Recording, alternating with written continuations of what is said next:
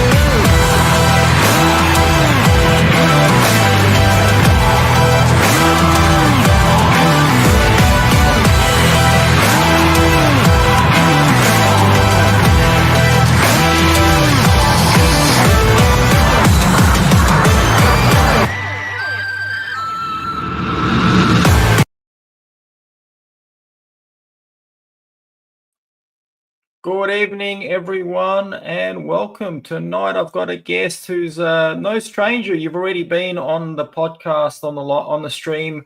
This is your third time, so 3 times lucky. That's correct. Everyone, that's correct, welcome Leon. David LC. Thank you very much. Hello, everybody. Thank you for joining us. What's that? Thank you for Yes. joining us. So, David, I was going to very... say, before I give you the floor, that you've got a fascinating story. I'll let you tell it. It's something that people should hear. It's an incredible story. So I'll give you the floor to tell everyone your fascinating and unique story. Okay. So the impetus of this story was telling this story.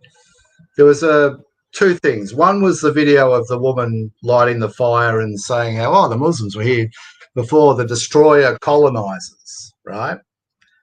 So I don't know, her name's Sabrina Alam.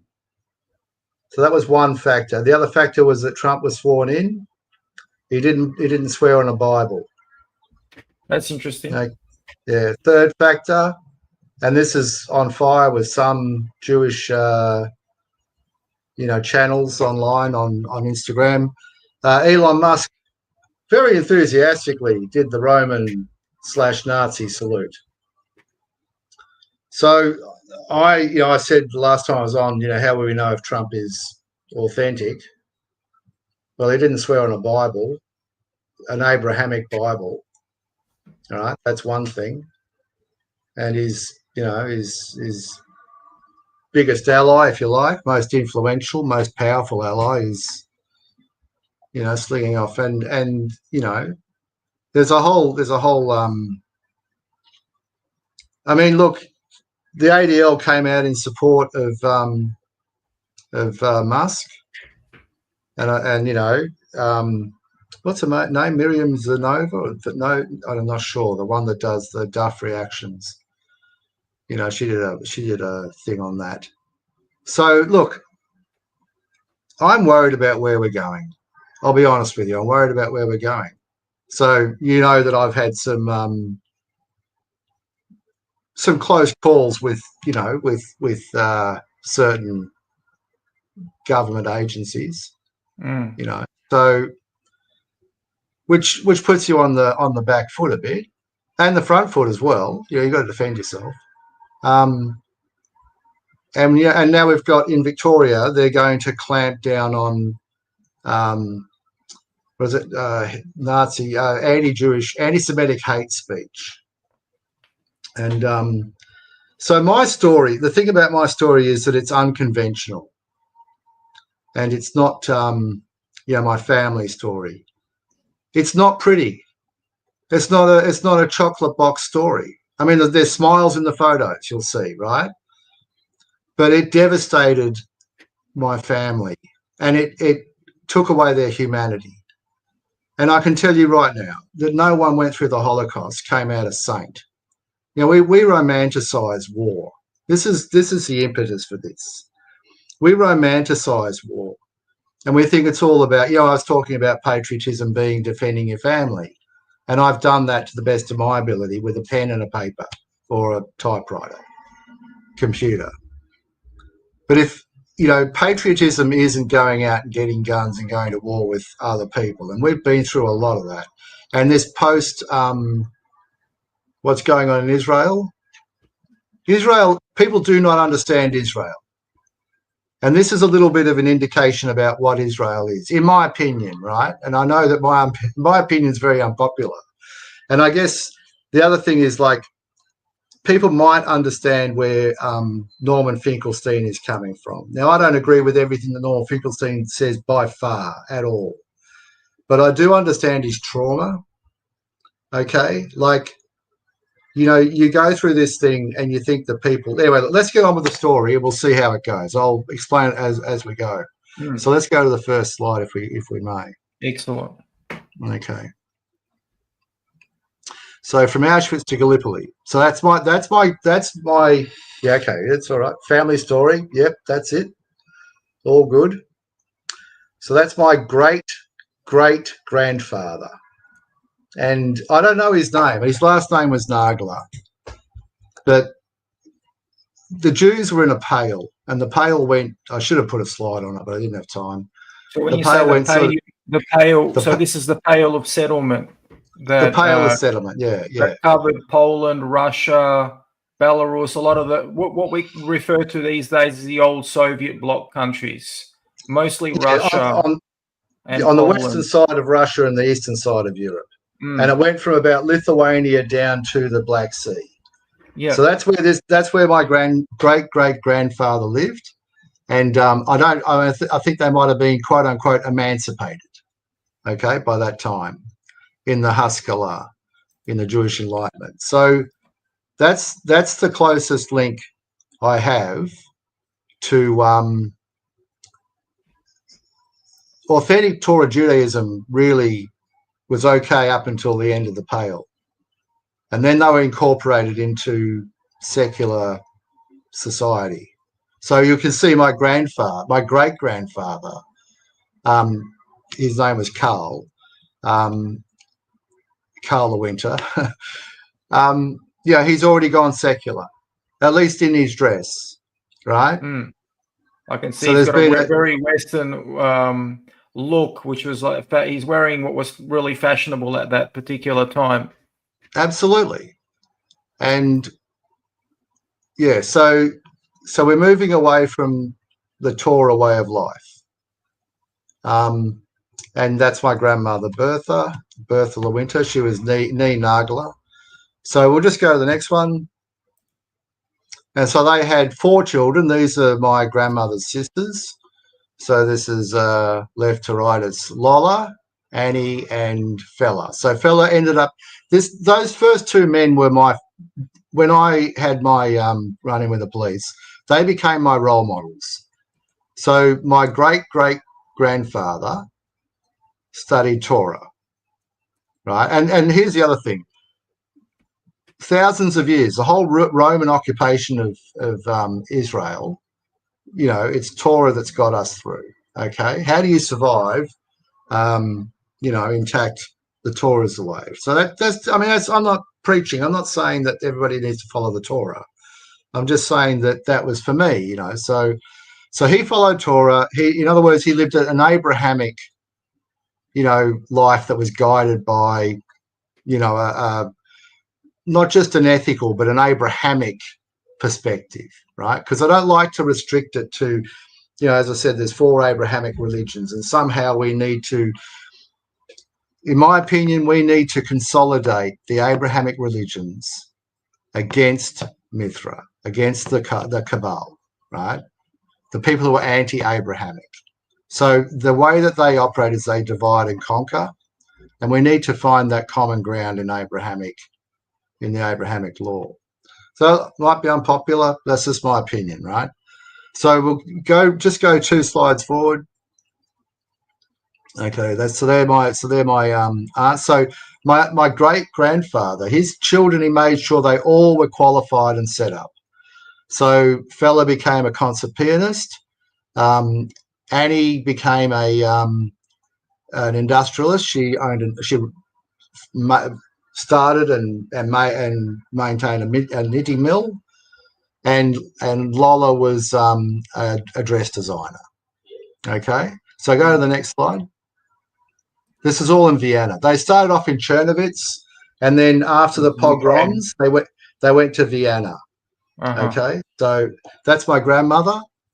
And one of the things, this is in the 1930s, right? So we're looking at just before the war, and that's her boyfriend before she left Austria. So go to the next one.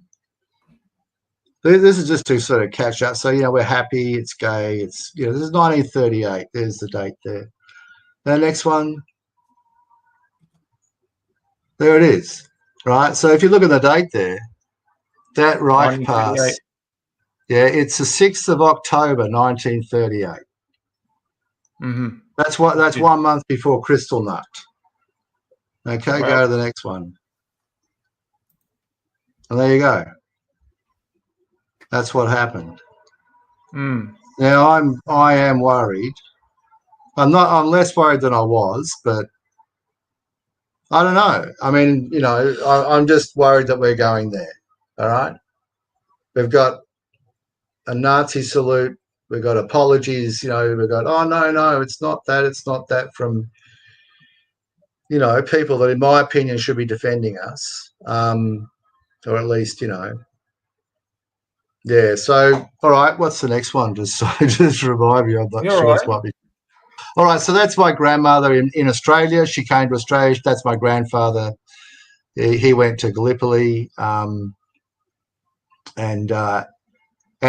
this is it, right? So this is what I think people have not faced. Well, you know, I don't know. Just the trauma of the 20th century was, you know, quite formative in.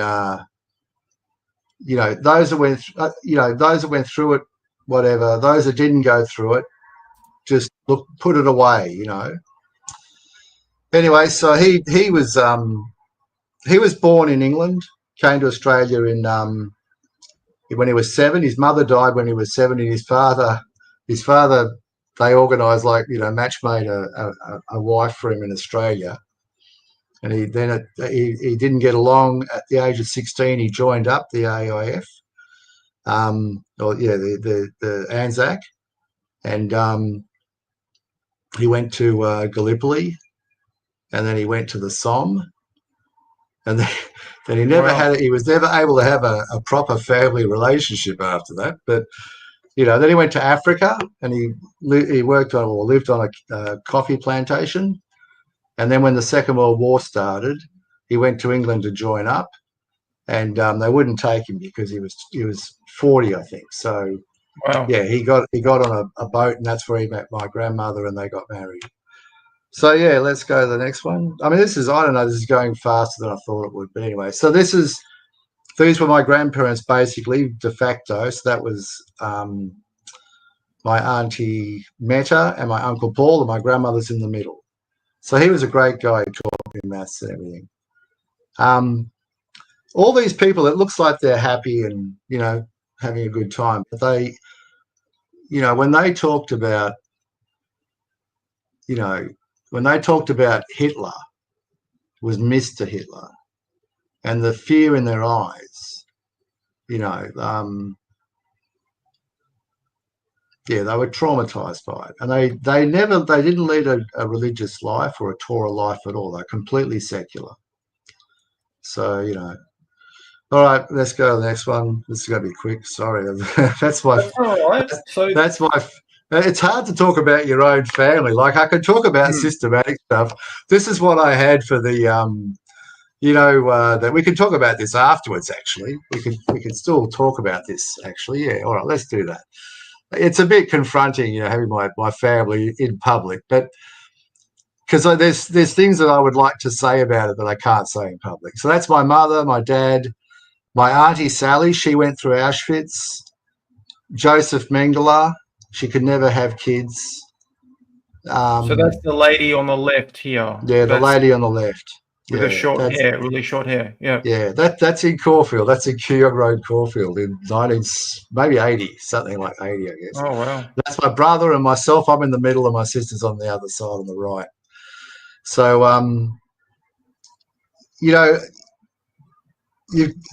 people don't. This is where the Norman Finkelstein comes in. Like, we had this completely fractured family.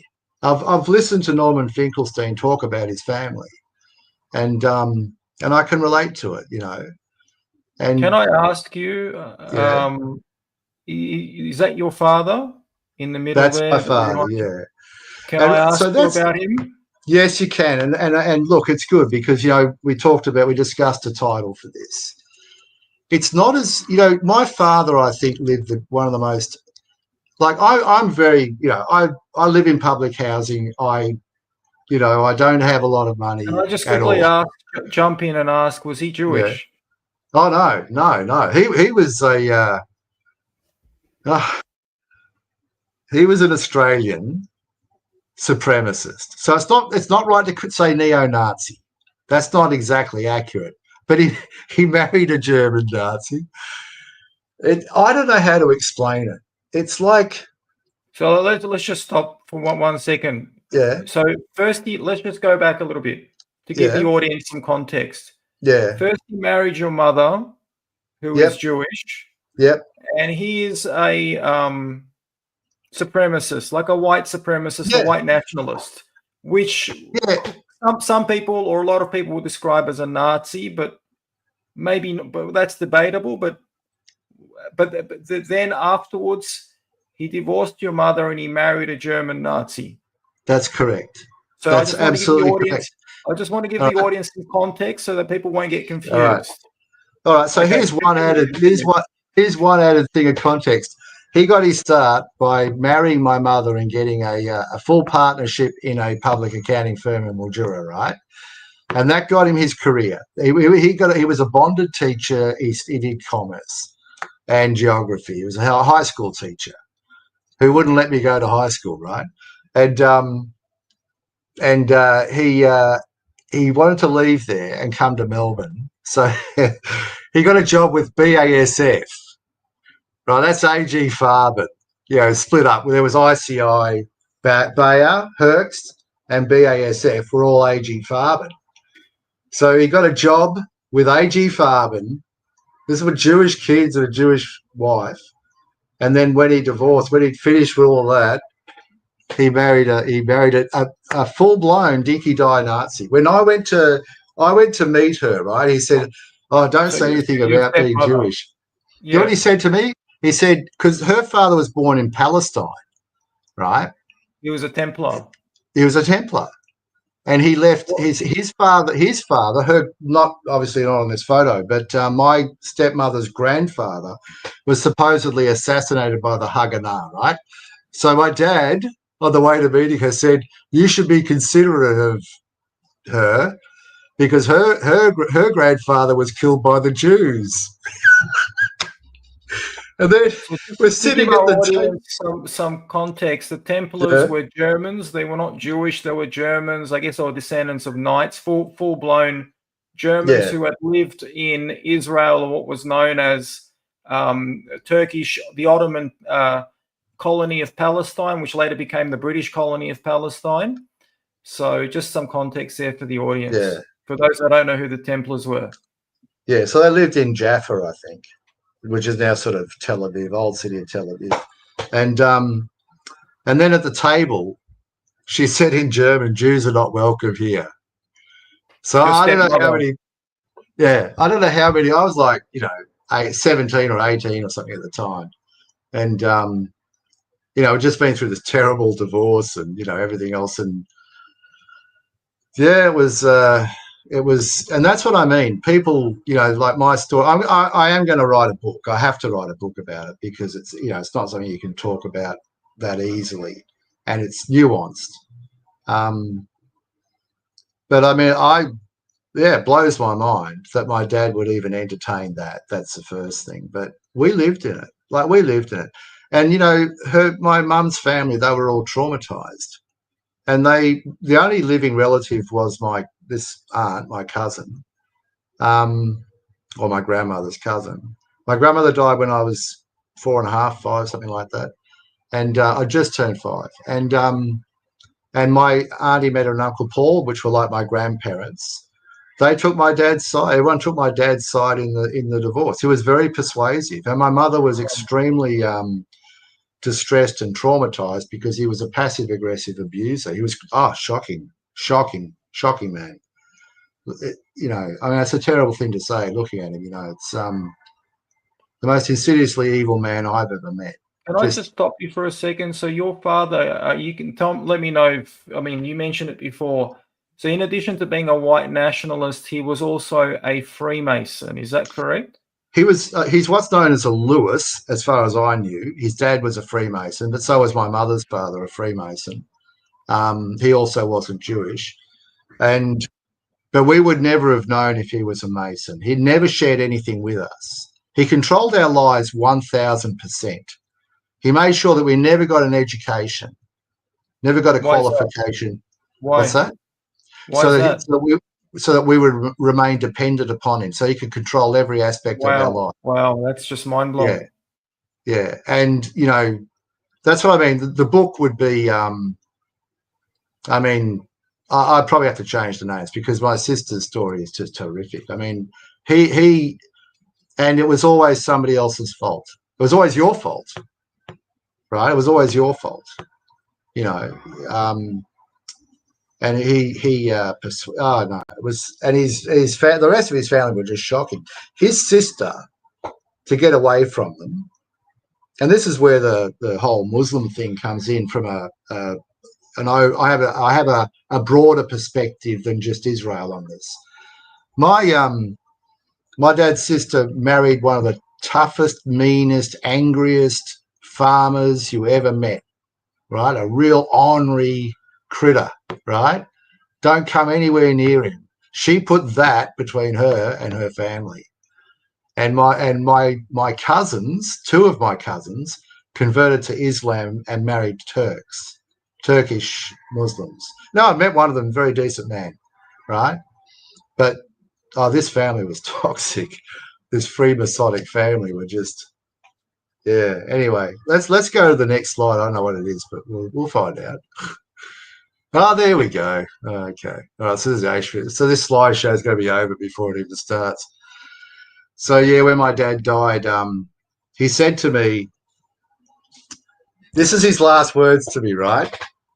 He said, I've added up everything I've spent on you kids, and it was a lot. That was it. He called everything. He got his start from my mother's family, right? From my family, the ones you saw before, that they went to England in the end, right? He got his start from them. In their firm, he was the financial controller and company secretary of BASF, and he sat on the board of PMA, Pigment Manufacturers of Australia, which was a joint operation between BASF and ICI, right? Wow. And technically he left us nothing. What happened was my mother set up, because she was very good at accounting. Her father took her out of school to work as an unpaid accountant or bookkeeper. So that Freemason could put his golden Lewis child through university, right? What's a golden Lewis child? Well, yeah, a Lewis is a child of a Freemason. That's called a Lewis. That's what does it's that called. mean? It means you're the child of a Freemason. So for someone that's not part of the Freemasons, what's significant about that? Whereas, so other children in the same family wouldn't be called that? Yeah, I don't know. I mean, I don't know anything much about Freemasonry. They never told me much. You know, I think my grandfather taught me the handshake. You got to touch the thing here. But you know, a Lewis. I just did some study and I found out that the child of a Freemason is a Lewis, and it's their responsibility to look after the parent or whatever in old age. That's all I read about it. It's just that I'm just looking at the pattern of what's actually happening, like what's going on, is that they pick one child and they're sort of the golden child. At least in my family, that's what happened. So, you know, he had to, the golden child in his family was his brother, and he just sacrificed everything that he had, he left to his brother, right? He didn't leave it directly. He said they're very good at manipulating. So and it was always gaslighting and then talking behind your back, you know, to other people about you. So setting up a frame. So to me, like, we were going to get a share of the, well, not the estate, but, you know, we were going to be looked after, you know, like he always made the impression, look, you do this, you know, for me, and you'll be looked after. You'll be able to get a house. You'll get, you know, whatever. And then the last conversation was, I've added up everything I've spent, and it was a lot. And but my mother had set up his superannuation, and she set up in 1972, I think it was, what was it? It was a life insurance policy. I think they went overseas or something. So she set up a life insurance policy. He never updated it. So we got between the three of us, we got less than $200,000. And I sort of managed to limp on through till I got public housing. And because and then I thought, bugger it. I went and that's why I did this trip, and I went to I was going to ride from Auschwitz to Gallipoli. And I'll tell you why, all right? Because I got beaten up by the police. That's part of what I'm going through now, right? The authorities are sort of kicking up. I got beaten up by the police. I lost my job, you know, the whole thing, you know, because I was supposedly a violent man, right?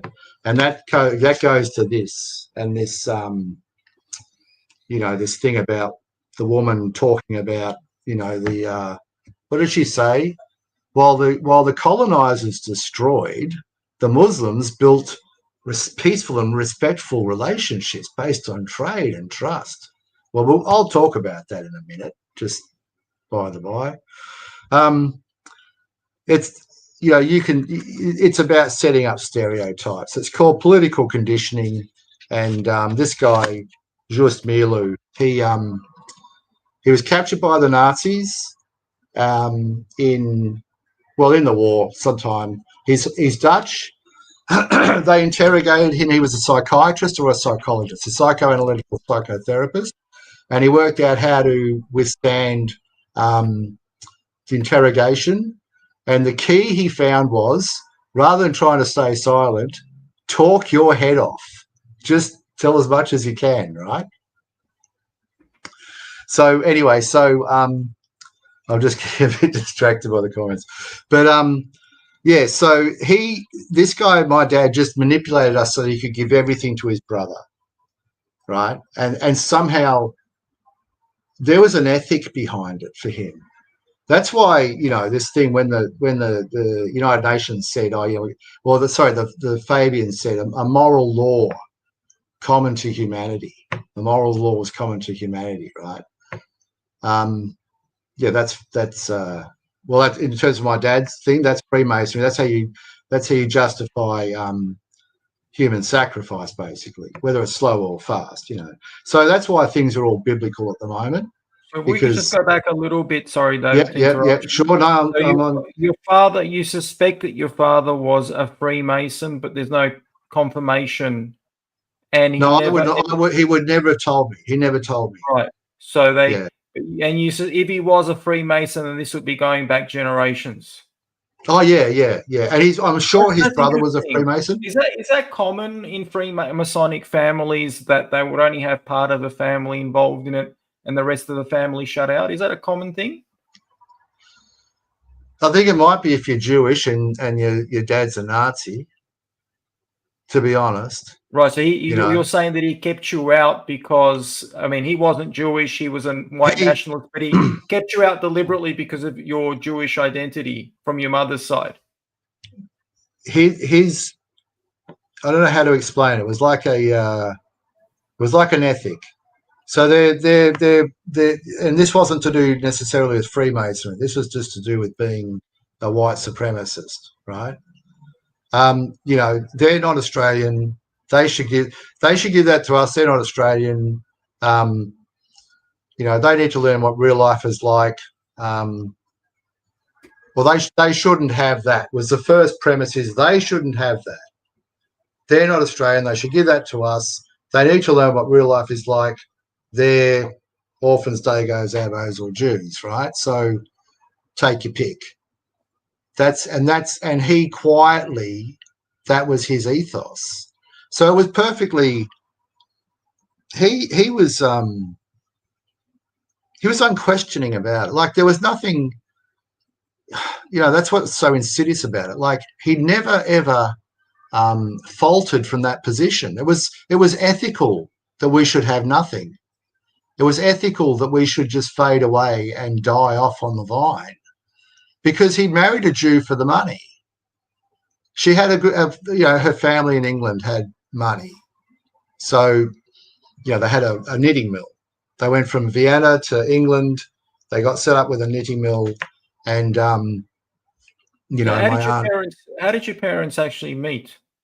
Oh well, so my grandfather, the one that went to Gallipoli, he was guilty of an indiscretion in Belgium after the war, and he went to Africa and stayed there for between the wars in Abyssinia, which is now Ethiopia.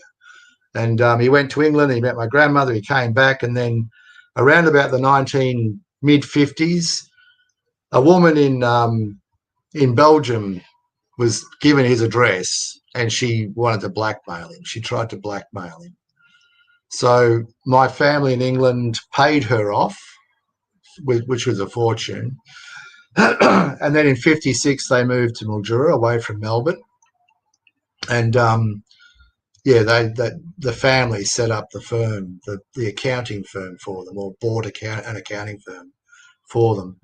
But like the family in England, they were in Belfast, and they, if you look up the Lewinters, and particularly Zoltan Lewinter, who was my uncle-in-law, I guess, and Annie Lewinter, they were great patrons of the arts, and they supported all these artists and everything. And then here in Melbourne, my grandmother was involved with the art.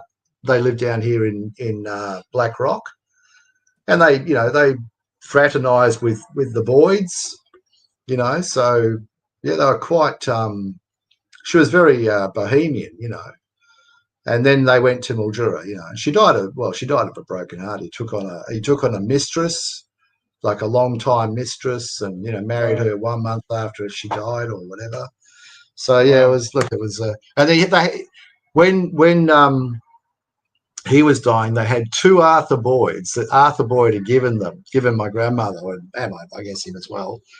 And he gave them both to my mum's sister, and he left my mother, nothing. Again, He left her nothing. So that's where I get my knowledge, like practical knowledge of Freemasonry. That there's something. Did you watch the inauguration? No, I did. I've seen parts of it, but no, I didn't watch the full. I think it was his son. I'm not sure, but this guy walks in and does the sign. Then this guy on the other side, he's fidgeting with his hands, and he does it. Freemasonic sign. Yeah, and then Trump didn't swear on a Bible.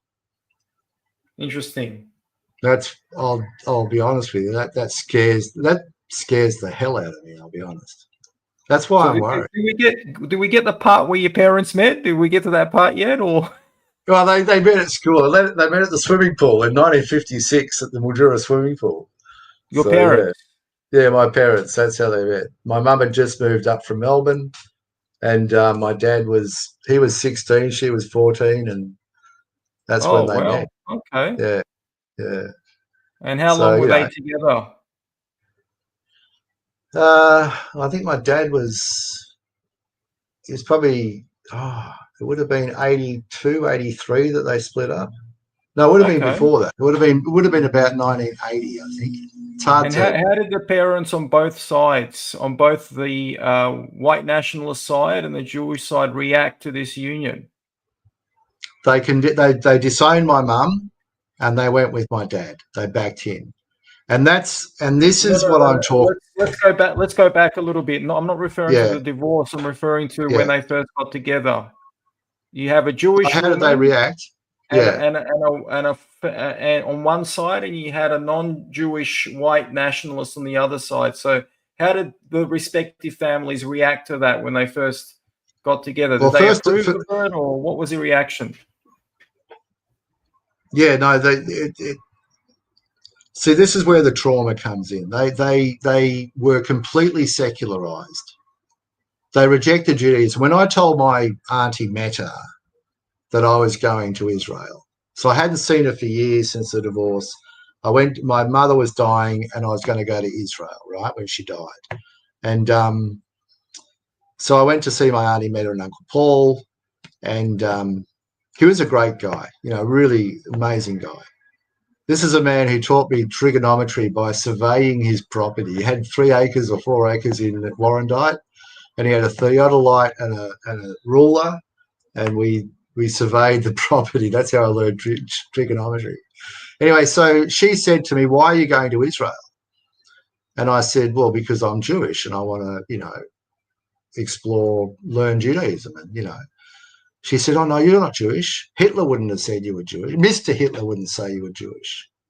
And when we were kids, it was all this, like lineage and genetics and, how much, it's the, you got first degree Michelin and second degree Michelin. So I'm second degree Michelin. And, that because I wasn't in a shul at the time, oh no, Hitler would leave you alone. So, everything, this is what I'm saying. This is the best word for it is Stockholm syndrome.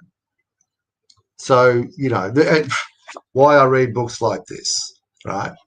Like this is anyway. That's getting off the topic, but they I were just want to completely. quickly answer one question brought up by Martin. So, just to be clear, Martin. So, David's paternal side, his father wasn't Jewish, and he was a Freemason. The Yeah, mother's side is Jewish, and they weren't involved in Freemasonry.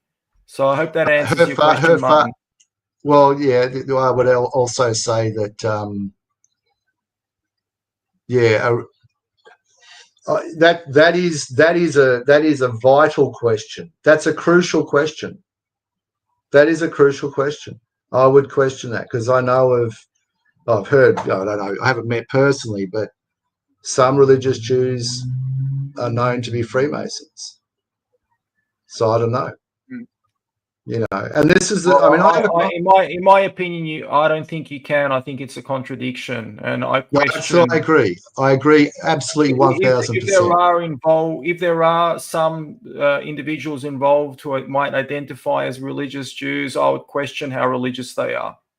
Yeah, you cannot. I went to a karate class when I was a kid, or a young man. I lived in Westbury Street. Went down the road to Carlisle Street to the karate school, above the bagel shop, I guess.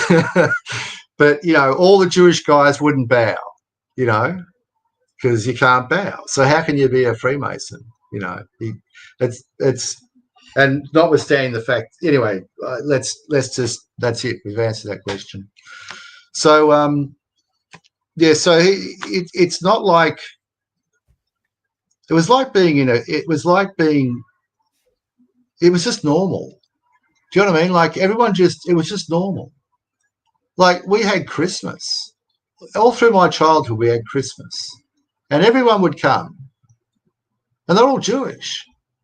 Everyone was Jewish. Holocaust survivors, right? And the thing that people don't realise is that the Holocaust was menticide. It wasn't just a holocaust of people's beingness. I mean, they destroyed my aunt. She went through Auschwitz. It was just I can't even say what she used to say. People, they say about Holocaust survivors. Everyone romanticizes these things. They're deeply affected. Well, she was deeply affected, and she was unable to support my mother. And she just poured everything into her work, and she got wealthy and whatever. But yeah, it was just normal. It was just a normal thing. It took me years of therapy to try and compartmentalize it. And as I said, I just became religious, and I struggle with it. I mean, every Belchuva struggles with, doing tefillin every day, and wearing tzitzits and whatever, right? But if I wasn't religious, and I'm not saying I'm Orthodox or anything like that or whatever, but it saved my life. So, I mean, that's not even saying it. It's fulfilled my life. It's not about just saving my life. Like I was saying that, my dad died, he got a car every few years, new car, always a brand new car, lived in Blackburn, beautiful house, near the lake, right? I don't think that man lived a day of his life. I struggled. I filled boxes full of correspondence. I've written to the President of the United States several times, like the one that's the president now. I've written to the Queen. I've written to this one about matters of state as they impact me personally. I mean, I had to keep the wolves at bay, and I did it all through Torah. Do you know what I mean? Like it makes you.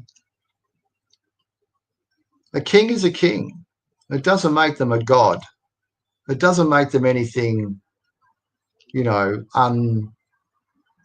But we've lived through an interesting time. I think that's the other thing too. Like, there's never before been a time when you could write to people on topics that were relevant, So, but yeah, he lived a very I don't think he lived a life. I think he just had an existence and then he died, And his last prideful thing that he could do. I mean, prideful not in a sinful way, like the sin of pride. I mean, a mensch-like thing. He never did a mensch-like thing in his life. So, fancy saying to your son, your oldest son, to pass on to the others. I've added up everything I ever spent. And it was a lot. I've called everything I ever spent on you in as a debt against what I owe you for having taken every single opportunity off you for your entire life, and just kept you penniless and down, and no way of making a living, And Baruch Hashem, I'll tell you, it's a miracle. I married two Jewish women, beautiful Jewish women, right? And I mean, I'm not saying I don't like that non-Jewish women are not attractive. Just for a Jewish man, if you have Jewish kids, you've got to have a Jewish wife, right? So I married two beautiful Jewish women. I had beautiful Jewish children. And I got to defend them against, the empire. I mean, that's a fulfilling life. That is a fulfilling life, with drama and, being investigated by, the police for, writing to the military, because I said there was no other place to write to, because we're now living in there's no other checks and balances in privatized government, right? And yeah, the state government shit itself, So I just wanted to, it's just, I mean, it's exciting. It's exciting, like, I don't know, like, don't know, jumping out of an aeroplane without a parachute, Well, I got a parachute. Here's the parachute. That's the parachute, right? All right. Actually, I got. See, my grandmother left me. Oh, go on. Yeah. No, it's all right. Why did you ride from Auschwitz to Gallipoli? What was the objective All right. behind that? All right. So I'll tell you the saving grace of my maternal grandfather, even though he's a Freemason and he was a rogue and everything else. He went to Gallipoli in the Somme. He was 16 when he joined up, right? You know, he taught me to stand my ground, right? Both my other, my grandfather, the other great-grandfather, he's got the Iron Cross because he was on the other side of the Somme. He fought for not for Hitler, for the Kaiser, right? And then my uncle-in-law, who married one of my aunts, he also got the Iron. Anyway, everyone got the Iron Cross, but he fought for the Kaiser as well. Like, these were decent people. They defended their country. I don't mean the country, I mean the people. I mean, that's another thing. The last one I talked about, the Commonwealth, was the corporate trading name. It's not. It's absolutely not. The Commonwealth is the sovereign name. And when it says, love the Lord your God with all your heart and all your soul, all your mind, that's the Commonwealth. Your heart, soul, and mind.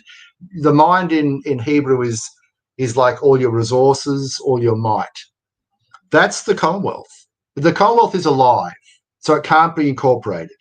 It's alive. It's everything that we need to live. So when they say, I acknowledge the traditional owners of you're worshipping dead people, right? You're worshipping dead people. They have no use for the Commonwealth. The Commonwealth belongs to everyone alive because it's what we need to live. So that goes back into that life law and death law. And I know that's a bit. Let's go back a little bit. So yeah. You had an interesting trip from Poland. Yeah, no, I wanted to. I knew I had one. There was a connection to your grandfather. Could you elaborate on that? He went to Gallipoli, but I wanted to honor I wanted to see when the police beat me up and I had my realization. I mean, I wasn't fully awake, but awake enough.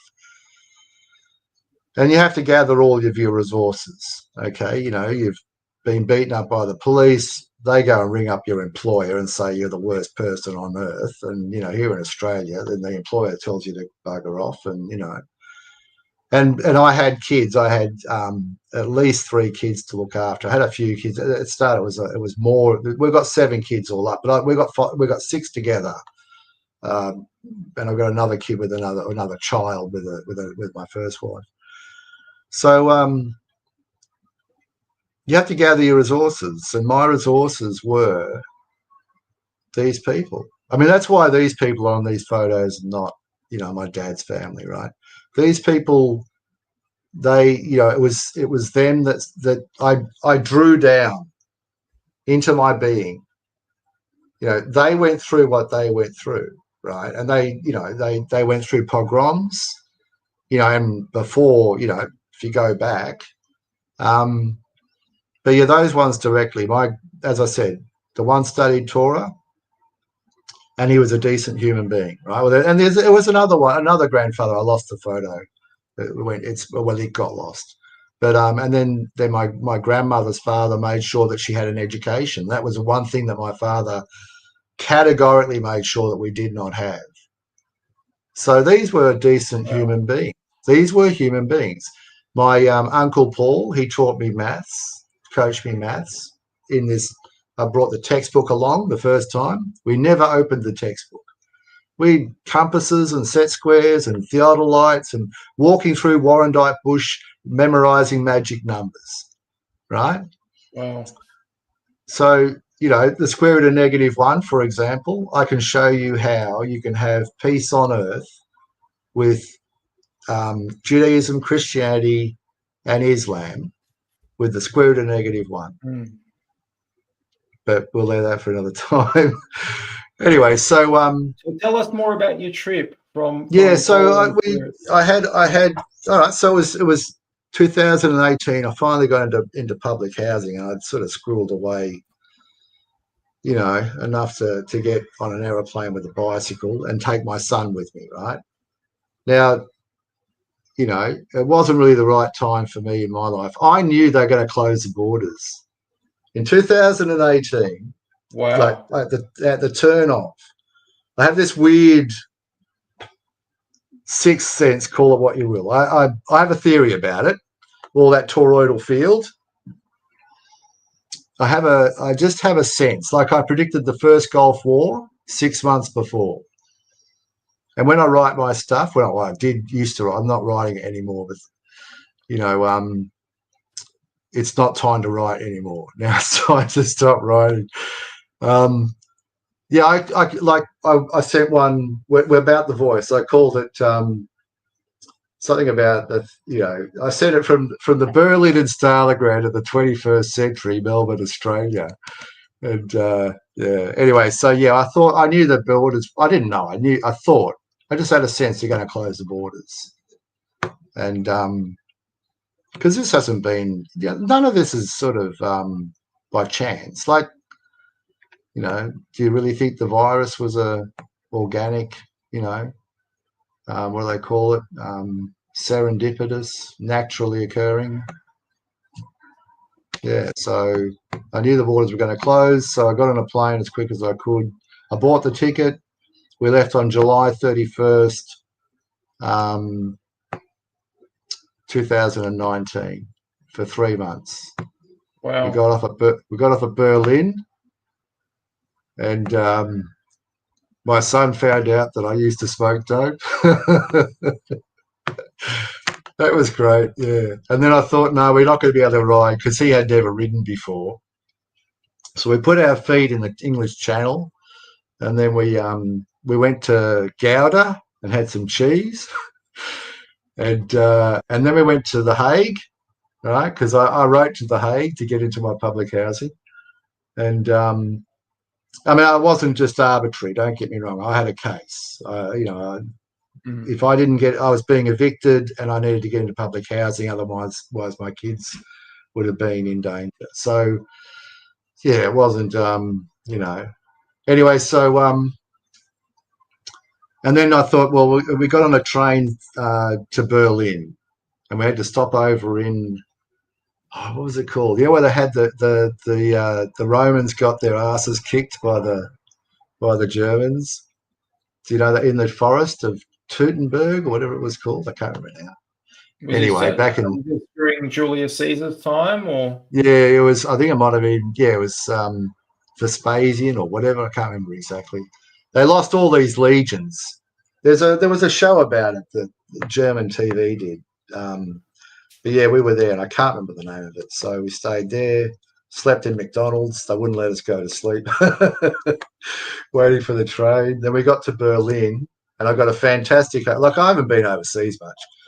I've got a fantastic hotel looking over, like on the 8th or 9th floor, looking over the railway line. You could see the spire and everything. Berlin was amazing. Felt just like Melbourne. It felt just like Melbourne. And then we rode, then we got a train to Krakow. And then we rode from Krakow first night. I didn't realise what mosquitoes were until I camped that first night. And then when I walked into Auschwitz, like, you have to wait. You have to wait in line. It's like they reenact what it would have been like. That's basically what they do. They make you wait and wait and wait. And then, you know, you've got your camera bag and your bag with your, you know, drink and whatever. You've got to leave it all somewhere. Just drop everything. You can't take anything. You take a camera and a drink bottle. That's it. Slung around your neck. You can't carry it. So you've got to leave your luggage, right? And when I walked through the gate, you know, Arbeit macht free, and then you're walking through Victorian public housing walk-ups. That's what they were. I mean, I know it sounds, I mean, I'm not trying to diminish it, right? This is, to me, this is my impression. You know, I cannot tell, I felt exactly at home. It was, and I just thought, this is, yeah, you know. And don't forget, I've already woken up about Melbourne before the lockdowns, right? And I think it's amazing that you had this premonition right before the lockdowns, a few months before, or even a year before, Yeah, that you felt that they were going to shut the borders down, because what happened was unprecedented and there was no warning that they were going to do that. So I find that fascinating. yeah. But the globalists, you see, the globalists have a grip, and they're playing a game. And I've got some sort of I don't know, I've got a medical condition. Oh, I don't want to go into what it is, but it affects the way you think. So it makes you sort of slightly autistic. I don't even want to say that. I can't really say. I'm not going to. It's just that I see patterns. Do you know what I mean? Like, that's why I drew all those pictures of the contract. And that's why when I look at law, I don't look at it like statutes only. I look at it as a structure, and patterns. So if you look at all the patterns, you can sort of get a sense as to what the direction is. And I can't explain it. I just can't explain it. But I knew that the lockdowns were going to happen. I didn't know the lockdowns were going to happen. I knew that the borders were going to close. Wow. I've written some stuff because it was the time to write it. You wouldn't be able to write it any other time. So, yeah. Anyway, so yeah, when I was in Auschwitz. Auschwitz was it really affected my son, and because I'd grown up in what I'd grown up in, I wouldn't say that I wasn't affected. I mean, it's effective now, but it's just so normal. I don't think that Hitler won. I don't think Hitler lost the war. I don't think the Nazis lost the war. Mm. The war was an orchestration to reinstate the Roman Empire, and they did it with the United Nations. So it was like a show. It was just like a show. In fact, the First World War, the deal that they did with Germany, the penalisation of Germany after the First World War, that just fomented Nazism. And then if you look at who were the axis of evil, right? Apart from in Europe, you had Rome and Germany, and that was the Holy Roman Empire under Charlemagne.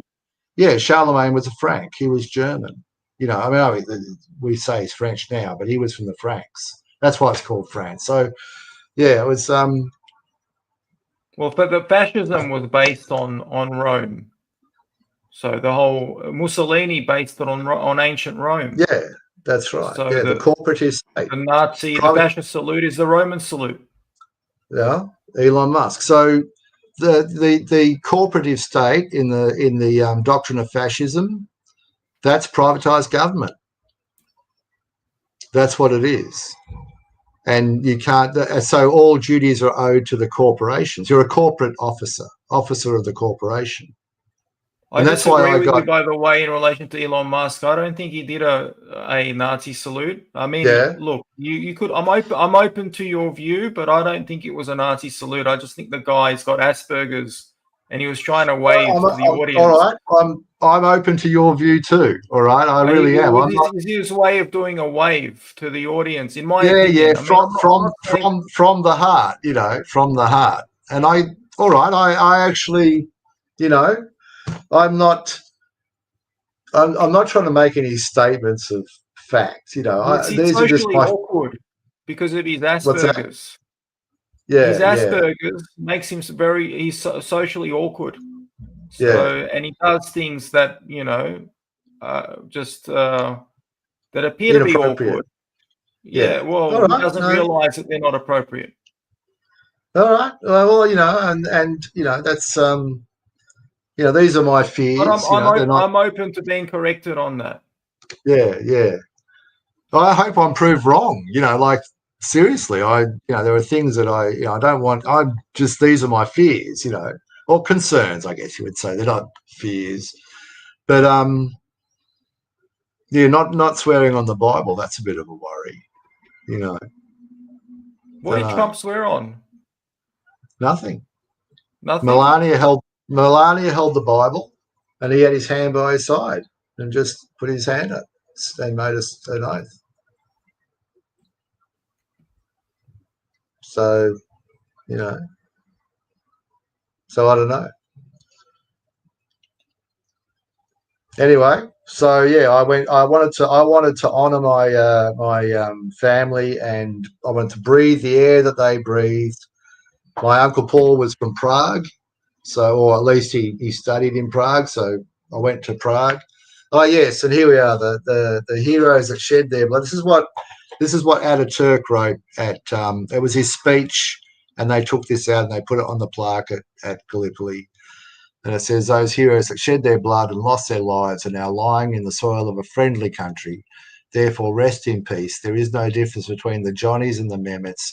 To us, where they lie side by side, here in this country of ours, you, the mothers who sent their sons from faraway countries, wipe away your tears. Your sons are now lying in our bosom and are at peace. After having lost their lives on this land, they have become our sons as well. And that, that video that went viral of, the Muslims were here way before. Can we talk about that? Do you mind if we talk about that video? Yeah, let's have a chat. So you're just to give the audience some context. You're talking about there was a Muslim woman. She's a social media influencer. She does outdoor videos in Australia. And she claimed in one of her recent videos around it, where she was next to a campfire, she claimed that the Muslims were here before the Europeans. So yeah, go on. I just wanted to give the audience some context. Okay. So that video was a psyop and a half. And it goes to political conditioning. So, you bring a person to a very calm, uncritical place. It's called taming rather than indoctrination. So the whole bushcraft pretense, the Australian bush and everything else, it dulls down your senses. And she said, she quoted this guy who said to her, you couldn't survive being a Muslim in a Muslim country, let alone the Australian bush. That's just one person, right? And I don't even know if it's racist, to be honest. I mean, she is Muslim. She's come from a Muslim country.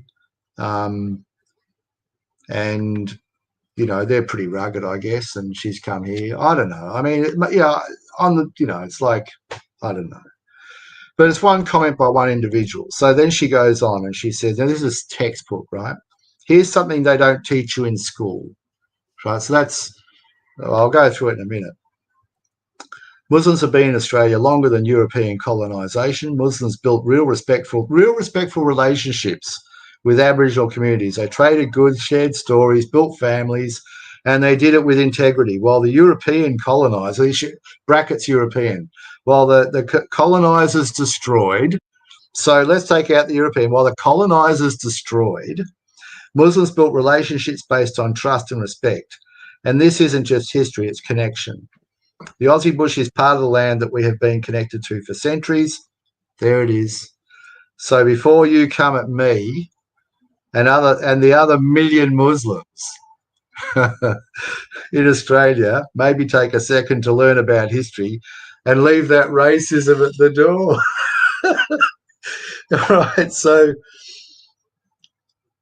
All right, so I just want to go. I'm just going to cut to the chase. All right. So Islamic Indonesia. Shall we go there? These are the what are they called? Well, that's what she's basing it on. She's basing it on the Makassar people, right? Mm. Okay, so they're native Makassar. So first of all, they're indigenous. Now Islam is 1400 years old. Right, and I don't know. Last I heard, the Indigenous have been here for 100,000 years or something. It keeps getting longer. It used to be 50,000 years. So another 50. Yeah. So I've heard 250 at some point, but I can guarantee you these Makassars and the Aborigines were interacting long before Muhammad was even thought of, right? So it's like appropriating history and saying, oh, we converted these people before we converted, those people, right? So that's the first thing. All right, so they've been visiting since the 18th century, 1700s, right? So let me just see what I've got here. Look, the point is that Jakarta, they changed the name from whatever it was to Jakarta. It means precious victory, and it marks a time when the Muslims conquered Indonesia. They conquered Indonesia. Now, what did she say? She said that they were, what was it? Real respectful relationships, built families. They did it with integrity. They built families. What is it? Like the Yeah. No, but what's respectful about conquest? So, all right. So let's have a look. How are they going in Kalimantan? In other words, she painted a very rosy picture. Oh yeah.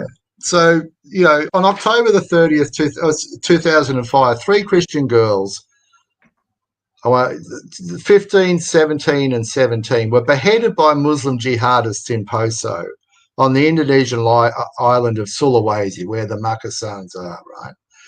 The area is plagued in sectarian violence since 2001. The attackers planned the beheadings after visiting the Philippines, apparently. In 2006, 3 men were arrested, and in 2007, convicted for the crime, one being sentenced to 20 years in prison. So background, Central Sulawesi experienced a lot of Muslim-Christian violence in the late 20th and early 21st century.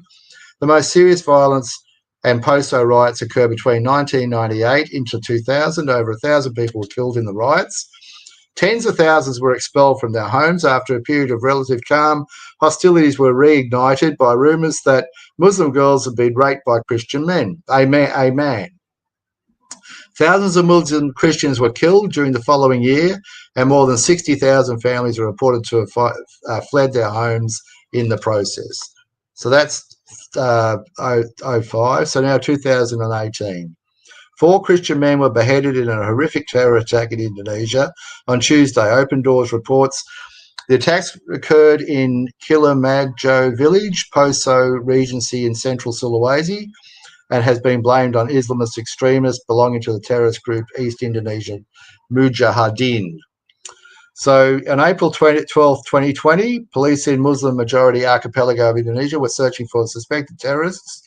After the throats of 3 Christians were slit, another was beheaded, and the Salvation Army post in Christian homes were burned to the ground. Okay, so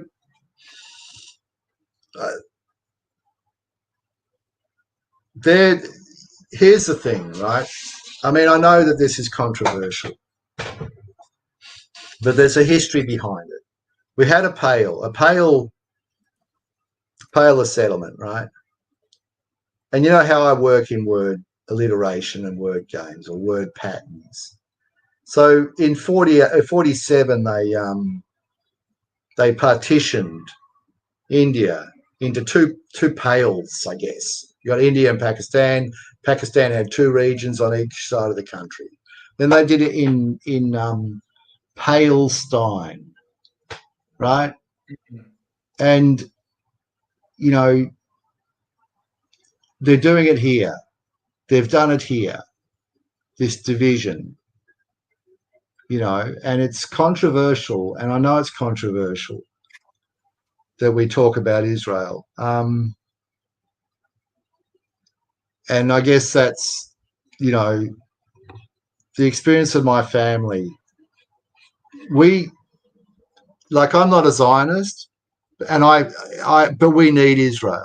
Like, we can't have peace on earth without Israel. That's my view, right? So I'm not like looking at Israel as an academic exercise. I think our lives depend on it, because this is what happens, right? With divide and rule. This is what happens. That person who did that video, that's a psyop. They're doing it in America too. So and these are let's just slow down a little bit. That person, that woman, you're referring to the Muslim woman that Yeah, claimed that Sabrina Allen. Sabrina so Allen she is her name. claims that the Muslims were here before the white European settlers.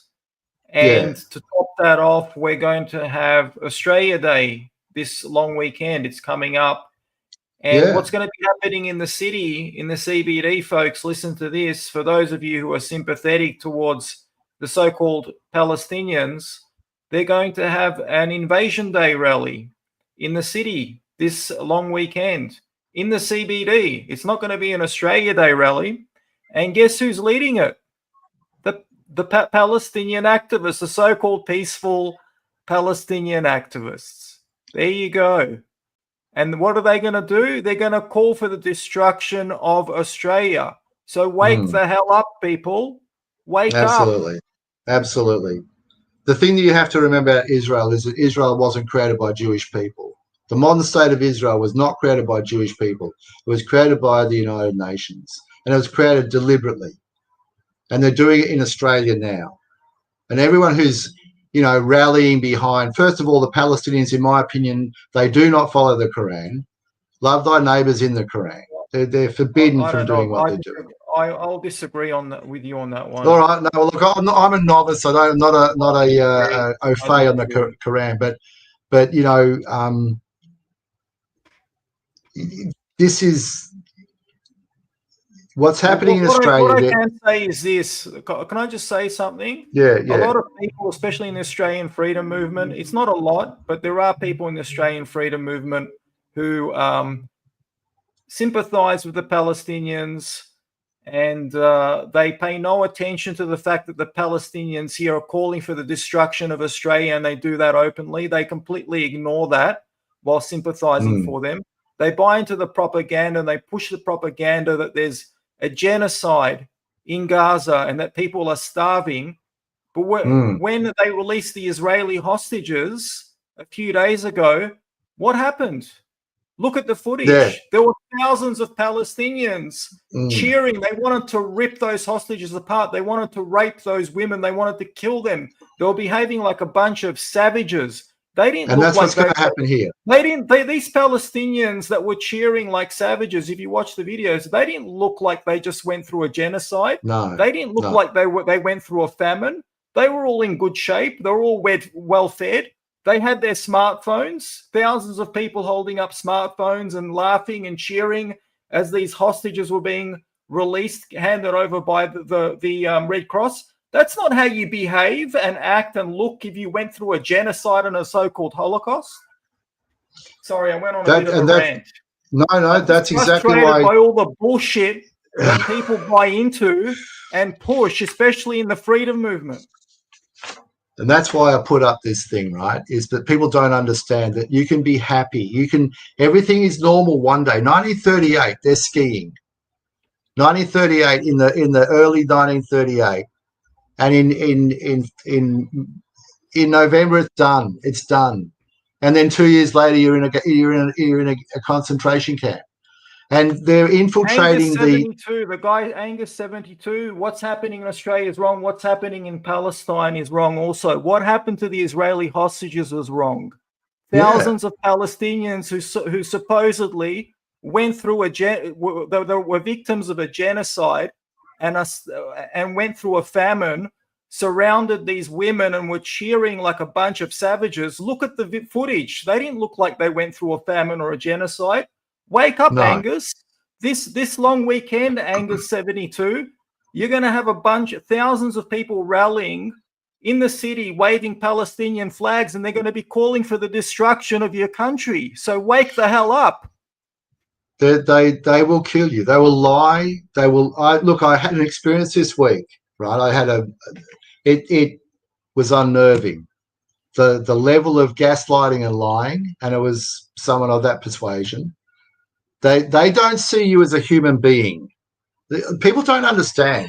They're doing it. The UN is doing to Australia what they did in Israel in the first place, what they did in India. In India, they were roasting babies on spits. Okay, they were cutting babies out of women. They were cutting off their breasts. People that had seen the Holocaust went to India, soldiers. to deal with the Muslim violence against the Hindus back then, right? And they were horrified. They said it was nothing like they'd ever seen before. People don't understand. They just don't understand. And Australia, if you look at a map of Australia, of all of the regions that have been, apportioned to, Aboriginal title, which is corporate title. It doesn't give any Aboriginal private property, right? But they're converting them to Islam. October 7. I mean, I don't know how people can. October 7, like, never mind. I know everything of it. October 7 is what happens in your house. Imagine them coming down the road, and people don't understand. They think, oh, this is all just happening on the other side of the world, and it could never happen here. And look at my grandmother in the snow in 1938, smiling, and her sister's smiling. And her parents ended up being killed in a gas oven. Well, the Muslims aren't going to bother about that. They're going to chop your head off. They're going to slit your throat. They're going to rape you women and slit your throat and chop your head off. I don't know. We see this. And anyway, all right, I'm losing my cool, man. I would like to see a way through this. And that's what I try and do. I mean, I know that it's bad. And I've seen a lot of evil. And there's a lot more evil coming out. And people are they're accepting of it. Like the whole transgender thing was about accepting mutilating your children and sterilizing them. The whole abortion thing. I mean, I'm not anti-abortion, in terms of whatever, but, like the worship of death is just, and that's the thing. Well, it's building up again, that's the thing. And you can see, I mean, that's, how I knew the borders were going to close, right? You can see the patterns. You can see the building patterns. The whole native title thing.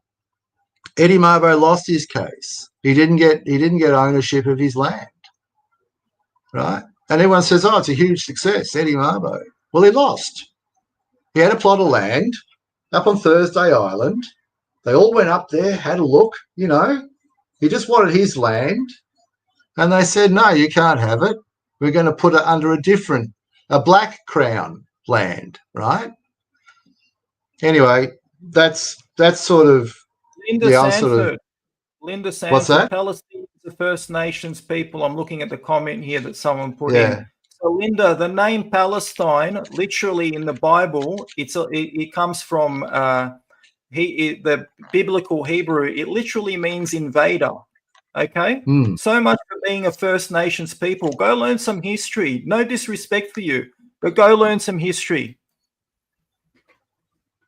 Yeah, so they don't care about the First Nations people of Australia. They have an agenda. They want to co-opt the cause in order to push their own agenda. They clearly have an agenda. They do not care about Aboriginal people. Don't insult the First Nations people of Australia.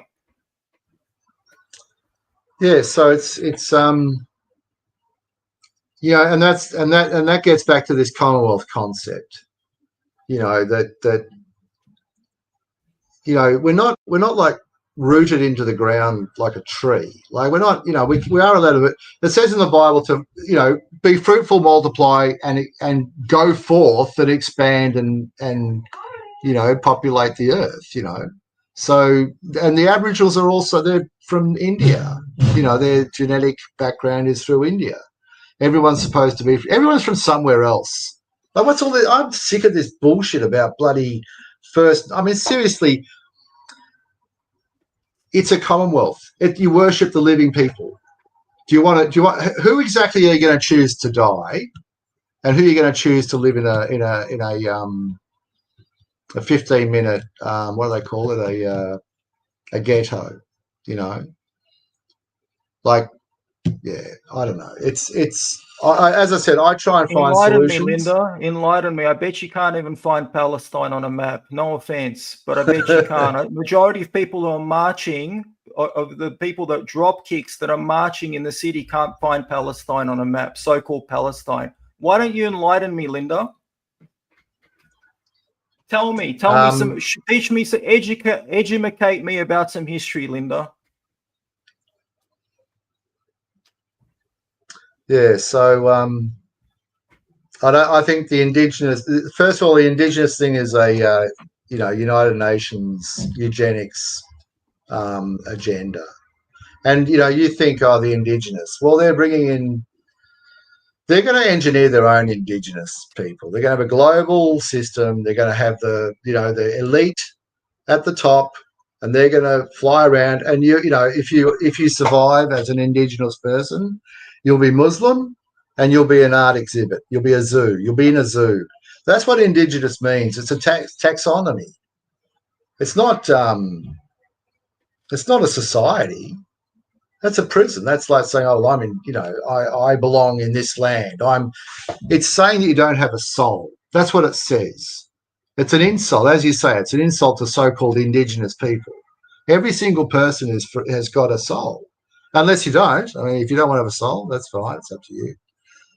But it's top down. It's from the United Nations. They've got a whole thing about it, and they're backing a radicalized Islam to to convert these people to Islam. That'll be the one world religion, and they're going to kill everybody. Like kill everybody that doesn't comply. That's the way I see it, and I guess that's why I showed my family, because at some point you got to get off your bottom and make a stand, like my forebears did, the ones that I put there, because if you don't, anyway, look, I got a truck coming in. Didn't swear on the Bible, but I get caught up in it. Do you think Trump is one of them? Oh, I think there's factions. I'll be honest. I'll tell you my theory, right? I'll be honest with my theory, right? I'll be frank with my theory. There's another frank word, Frankish. I think there's factions. I think there's factions that are sympathetic to the Abrahamic thing. So the Declaration of Independence, America was a Freemason setup to try and get away from the cult of emperors, right? In my opinion, just my opinion. So, he might be of the faction that wants to, move away from the globalization, basically. So, I mean, he doesn't want to have, he said there's only two genders. He's going to drill, baby drill. He's done all these executive orders about, immigration and tariffs or whatever. And, he's doing whatever he's doing. But he's scary. Scary to me. Because I wrote to him. I think I'm agreeing with Martin here. He sells a softer approach to the same game. I think I was actually thinking about that earlier today. So I suspect the same. Yeah, so there you go. Yeah, so I'm not too au fait with it, but that's the best I can do. At the end of the day, the establishment will never allow someone who would truly oppose them to get into power. That's right. Yeah. They will never allow. They'll kill that individual before that they'll something like that would even eventuate. They need to keep us happy enough, But it makes you wonder about the last 4 years, what that was all about. Soften us up, so that we would accept whatever they've got in plan, But that's the extent of my I have to keep them from my door. So So David, have you got any last words before we wrap up for tonight? Happy Australia Day. Happy Australia Day. Yeah. I'd like to call it, not call it, but I'd like to remind everyone that this is the day that a whole lot of people in chains were forced to come here, right? And they met the people who were here already, the Aboriginal people, and they said good day. So say good day. Say good day to an Aboriginal person or anyone. And Aboriginal people say good day to all of us. And let's not worry about Aboriginal and us. Let's just say good day. I wanted to call it. I wrote this thing to the Parliament. I thought that Australia Day should be on the 9th of May because that's when we got the Constitution here in Australia, the first Parliament. But I wanted to call it Salutation Day because we all got together. We all said hello. Like, don't fight with each other. That's basically it. Just don't fight with each other. It's not worth it. I mean, I understand. I'm not saying that you shouldn't defend, but if you see people trying to pick a fight just for the sake of it, you got to slam them down. That's what you have to do. You have to slam them down. I'm not saying literally. You have to. I don't know. I write. The Australian flag is what's supposed to bring all of us together. Yeah. Anything that contradicts that, like Invasion Day with the Palestinian flags, is designed to divide us. That's it. It's that simple, black and white. Yeah. It's the people united, right? What do they say? The people relying on the blessing of Almighty God have agreed to unite in one indissoluble federal Commonwealth under the name Commonwealth of Australia. And that Commonwealth of Australia is our life force. It's our vitality. So that's what's going to keep us alive. That's what, if we're divided, that's why they divide us, because the only way that they can, that's all, we know all that. So just, that's my message. Just, be one people. Be one people. Don't, that's it. That's one people under God.